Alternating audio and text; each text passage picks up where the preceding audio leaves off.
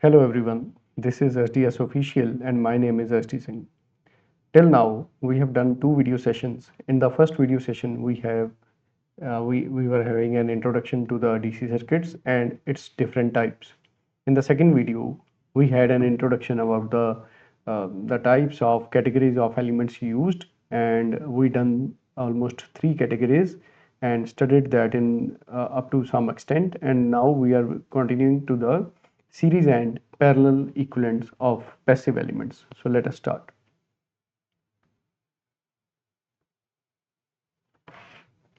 So in the previous video, we have done DC elements and their categories, which were active and passive, linear and non-linear. Third one was unilateral and bilateral. One thing I want to add in the previous session was we have studied that linear elements are those which have linear characteristics between their output voltage and currents. So usually resistors, inductors and capacitors fall into this category, and semiconductor devices such as diodes, BJTs fall in the category of non-linear elements. So these are non-linear and other three are linear elements. But practically it is not true. Practically we are having only resistor up to the some extent when the parameters, external parameters and the outer conditions remain favorable.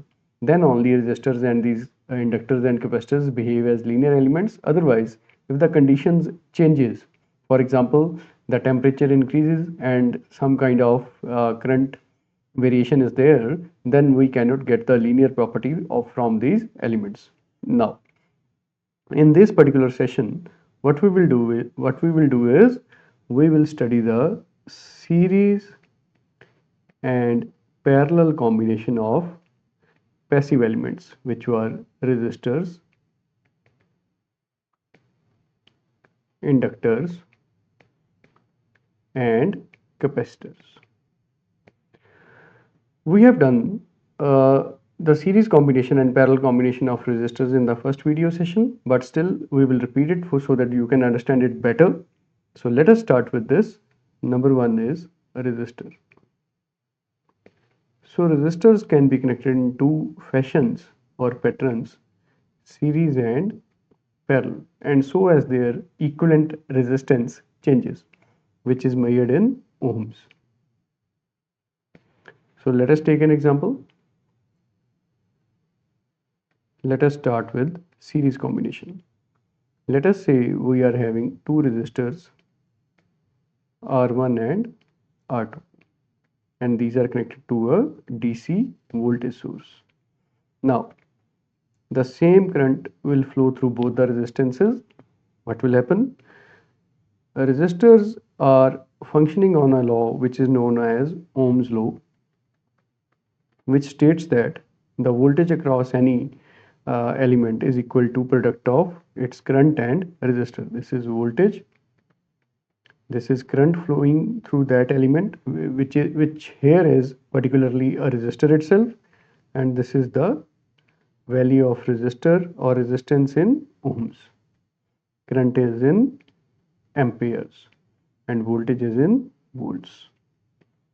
Now here, if current is same in the series circuit, current is same and voltage gets divided. If this is the total voltage V, it will get divided into two parts, V1 across the voltage across the resistance R1 and V2 across the resistor R2.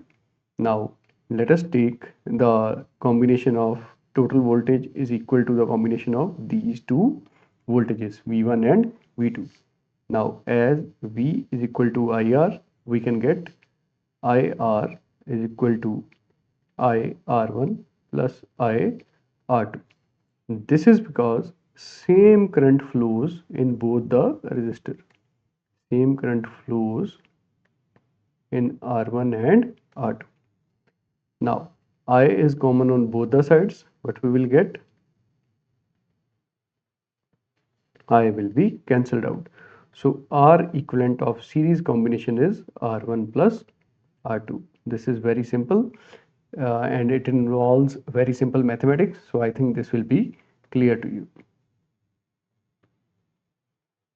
Second one is parallel combination of resistors. Parallel combination of resistors. Again, take an example. Let us say we are having two resistors and these are connected in parallel. So these are two resistors R1 and R2 and they are connected in parallel. Parallel means both the ends of these resistors are joined together. These are shorted with each other. Let us say these are connected to a DC voltage source VDC. Now, in parallel combination,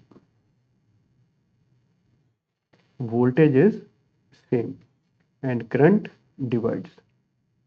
So here, if voltage, let us say this voltage is V.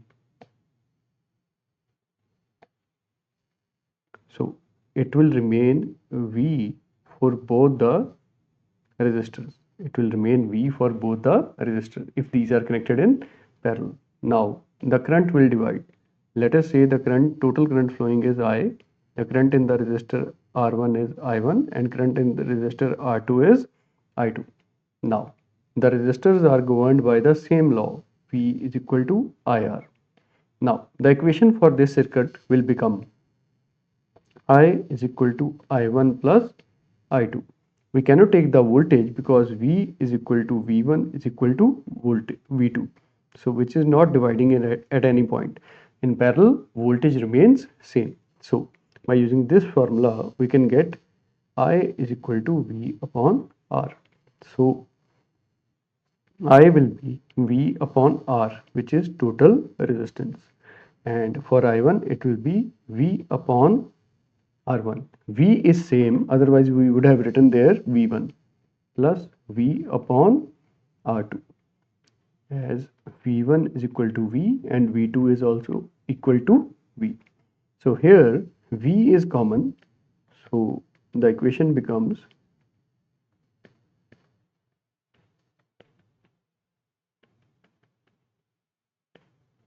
so this can be cancelled out. So either we can write it as R total or R equivalent, which is equal to 1 by R1 plus 1 by R2. So this is the equivalent resistance for parallel combination of resistances.